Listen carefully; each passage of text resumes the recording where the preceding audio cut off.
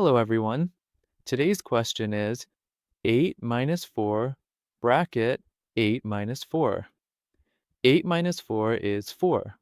Then, in the bracket, 4 times 4 equals 16.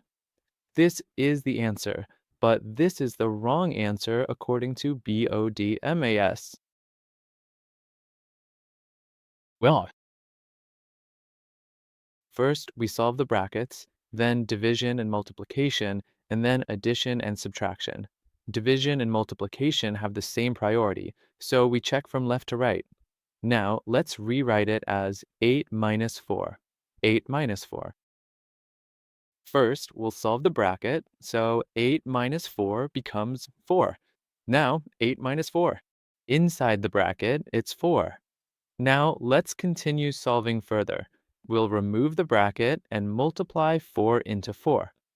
Now, 8 minus 4 times 4 becomes 16.